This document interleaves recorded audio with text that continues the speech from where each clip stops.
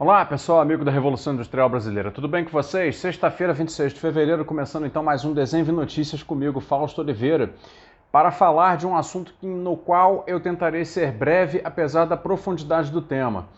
O Cristiano Romero, que é uma espécie assim de anti-eu na imprensa brasileira, é um camarada muito bom, muito inteligente, ele escreve muito bem no Valor Econômico, já tem muitos anos que ele escreve lá. Mas tem um pensamento que é meio que 180 graus do meu, é quase que uma imagem espelhada, ele pensa literalmente o contrário do que eu penso. Escreveu um artigo nessa semana a favor, naturalmente, das desvinculações orçamentárias, que eu acho que é uma coisa que pode ser discutido para alguns casos, mas eles, como sempre, pretendem fazer tudo linearmente, desvincular logo tudo do orçamento, como se uma isenção tributária para alguma classe social que não merece uma isenção tributária, uma classe produtiva que não merece uma isenção tributária, fosse o mesmo que uma vinculação orçamentária de educação e saúde, por exemplo. Então eles, argumentando a favor das desvinculações que estão aí previstas na tal da PEC emergencial, como eu comentei ontem a respeito do jabuti que ela traz para o BNDES, ele faz acaba descambando para fazer o diagnóstico do mal brasileiro. E aí foi muito interessante, porque me deu a oportunidade de rebater esse diagnóstico. Toda pessoa que você vir na imprensa hegemônica se aventurando numa interpretação do Brasil, assim como também na academia, tem muita gente, todas elas naturalmente com muito espaço privilegiado, muita ressonância, muita repercussão, porque são defensores desse liberalismo atualizado que quer transformar o Brasil numa selva, numa desindustrialização plena.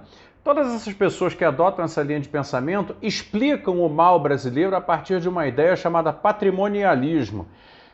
O Cristiano Romero coloca com tanta ênfase no texto a ideia do patrimonialismo como raiz do mal brasileiro, que ele até separa as sílabas, ele coloca patrimonialismo, numa tentativa de nos ensinar, afinal das contas, qual seria o grande problema, essa chaga que todo mundo meio que sente que tem no Brasil, esse problema original, essa maçã do Éden que o Brasil mordeu inadvertidamente lá em 1500 e que, portanto, teria até hoje seus efeitos de pecado original. Nós estaríamos nessa expiação permanente do Brasil, da história brasileira, sob distintas expressões ao longo do tempo, por causa desse primeiro pecado original do patrimonialismo. Bom, essa é uma ideia típica de quem explica o Brasil contemporâneo a partir da corrupção.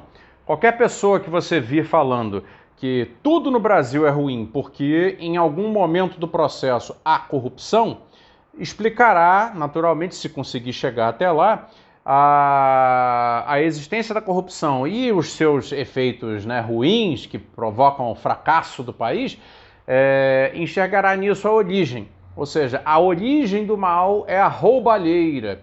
Então as pessoas que explicam a origem do mal brasileiro pela roubalheira, pela corrupção, e vejam, não estou aqui defendendo nem uma coisa nem a outra, por favor, não me confundam. São as pessoas que acham que o patrimonialismo é o mal original. O patrimonialismo é explicado por essa gente da seguinte maneira: ora, o Estado, desde o Estado colonial, passando pelo Estado imperial, depois a República, blá blá blá, é apropriado por interesses particulares. Essa é a ideia básica do patrimonialismo, E aí que vem a dar nessas diferentes expressões de grupos de interesse cooptando nacos da coisa pública como se fossem ativos privados.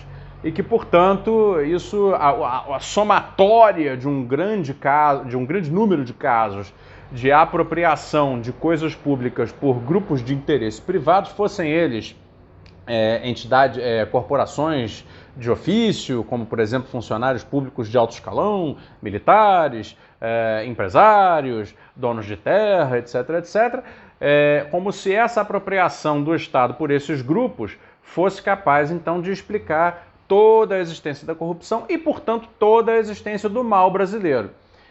E por que é que eu sou contrário a essa ideia? Porque ela é uma ideia muito rasa e muito simplista. Ela é aquilo que eu chamo de ahistórica. Ela é uma ideia que basicamente elimina a história do Brasil da explicação. E aí fica difícil. Então, e por que é necessário combater essa ideia para termos um debate público sobre o Brasil como um todo, mas especificamente sobre a economia brasileira, sobre a economia pública e sobre o desenvolvimento da economia privada no Brasil? Por que é tão importante rebater essa matriz de pensamento que afirma que o patrimonialismo é o mal original brasileiro? Pelo seguinte, porque é preciso recontar a história do Brasil para entender o mal atual. Porque recontando a história do Brasil, você começa a perceber as nuances ocorridas dentro da história. E as nuances ocorridas dentro da história mostram que em diversos momentos na história do Brasil, vou colocar aí diversos com um pouco de bondade, porque não foram tantos assim, mas pelo menos em um grande momento da história do Brasil, que acontece no interregno mais ou menos assim, de forma pouco definida entre 1930 e 1980, do século XX, o Brasil continua expressando os problemas que o patrimonialismo descreve, porém com resultados diferentes, com resultados de construção de democracia econômica, de construção de democracia social. Então o patrimonialismo, ele foge como o diabo da cruz dessa outra realidade histórica, ele tem que fugir, precisa fugir da história do Brasil, porque se ele encara a história do Brasil, ele é confrontado com aquilo que anula a validez do seu argumento, que vem a ser o quê? A história colonial, que se pereniza ao longo da história não colonial, mas que é uma história colonial do Brasil.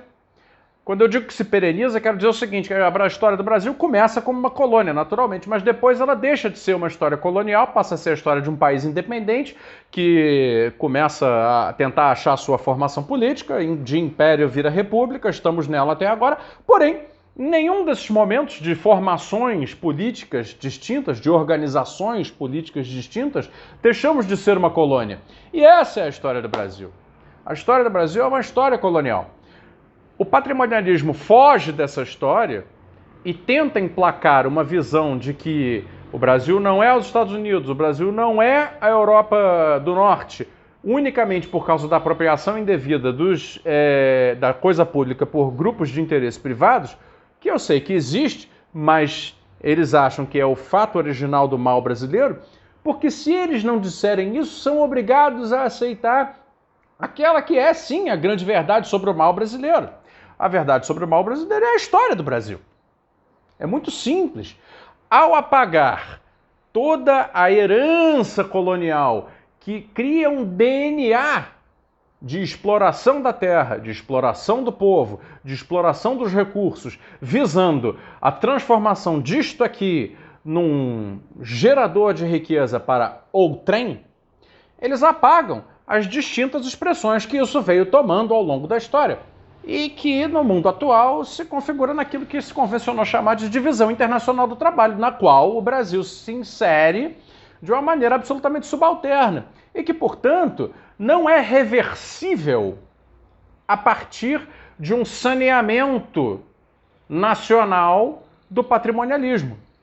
O patrimonialismo, com todas as suas condições de gerar privilégios, que são horrorosos, precisam ser atacados, precisam de fato ser mais bem regulados, muitos deles precisam acabar simplesmente. O patrimonialismo em si não é condição suficiente para explicar o mal e, portanto, a sua reversão não tem a capacidade, digamos que ele fosse extinto como que por milagre, tá? Num ato de, sei lá, sobrenatural. Ainda assim, o Brasil não deixaria de fazer parte como subalterno da Divisão Internacional do Trabalho. Então, o link que eu vou deixar do artigo do Cristiano Romero, que é o anti-eu na imprensa, vocês vão poder ler, o link vai estar, espero, não esteja legível, porque vou tentar deixar ele aberto. Ele diz lá o seguinte, ele conta um caso sobre, não sei, e de repente o Dias Toffoli fala sobre as desvinculações, num caso que ele vai narrando o seguinte, pô, isso seria genial. O Brasil vai dormir Brasil e vai acordar Estados Unidos, vai acordar a Alemanha.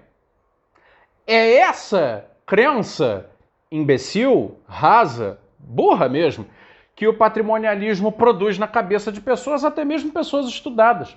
Não é verdade? Por quê? Porque ele é uma explicação de tão insuficiente, chega a ser superficial, ingênua, infantil. É uma explicação que simplesmente não cabe, ela precisa ser deixada de lado. A explicação para o mal original brasileiro é a nossa condição colonial. Ponto. Essa é a explicação para o mal brasileiro. Enquanto nós conseguimos trabalhar contra e construir coisas no sentido contrário a essa verdade original, aí nós conseguimos ser um país. Estamos aí aproveitando até hoje de benefícios dessa época. Os benefícios desse momento histórico do Brasil, que felizmente durou meio século, se reverberam até agora, apesar de todo o retrocesso que ideias como essa do patrimonialismo nos fizeram andar, nos legaram. Percebem? E aí, quer dizer, quanto mais tempo a gente perder acreditando em bobagens como essa do patrimonialismo, ou como bobagens que são corolários da ideia do patrimonialismo, de dizer que bastará uma grande operação final contra a corrupção no Brasil e tudo andará bem e seremos ricos, poderosos e desenvolvidos, etc, etc. Quanto mais a gente acreditar nesse tipo de balela, que é ahistórica, menos esse país anda para frente. É simples. E esse era o recado do Desenvie Notícias de hoje. Eu vou gravar hoje, 4 da tarde, estou gravando na sexta, antes disso, a live com vocês. Vai ter Desenvie Notícias no sábado e graças a uma surpresa que eu vou apresentar na live, vai passar a não ter Desenvie Notícias no domingo. Eu vou anunciar uma surpresa na live, espero vocês então até lá, gente. Obrigado e até amanhã no Desenvie.